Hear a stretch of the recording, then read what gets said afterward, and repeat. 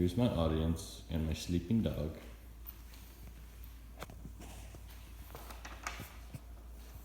Hello class. When you think of prison, does reform and rehabilitation come to mind?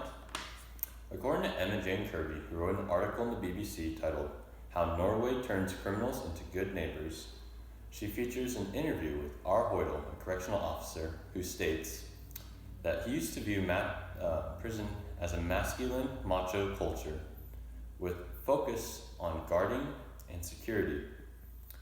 R. Hoydel has taken many revisions to the Norway prison throughout his time being a correctional officer, and now it has become a rehabilitation center instead of a revenge-focused place. So a cycle of in and out of jail is a common cycle for too many people worldwide. Coming back to prison is all too common in prisoners' lives. Recidivism, as it is called, is leaving prison, then coming back for a new crime or maybe the same crime. According to an article entitled Incarceration by HealthyPeople.gov in 2020, 50% of prisoners returned within 3 years to the prison that they left. And according to Jeremiah Olson of Race and Punishment in American Prisons, written in the Journal of Public Admin Research and Theory in 2016, we have over 2 million people in prison in America. This is nearly 1% of the population of America as a whole. Release from prison is also a huge problem that many of these people face. Whether it's going home or going to work, they feel so much pressure. In an article by Incarceration, reintegration to life is very difficult for these people. According to Olson in 2016, he said problems include welfare omittance and disability support, food stamps, and veterans benefits all shrunken, as well as a smaller job market for these people to find jobs, and lower paying jobs because, well, they happen to be in prison.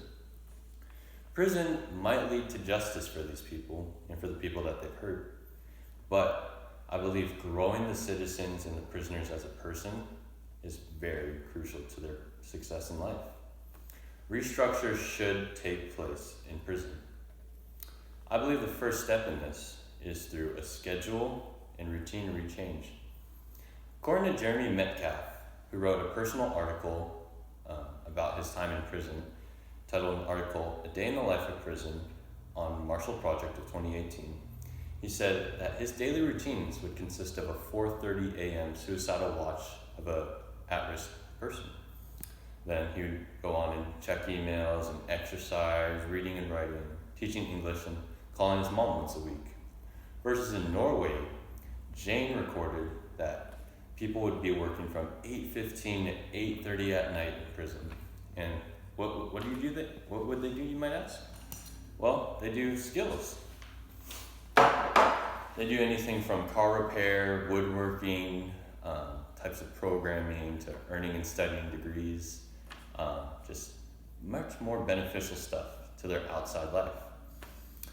So another way that we can revise prison is through prison guard training.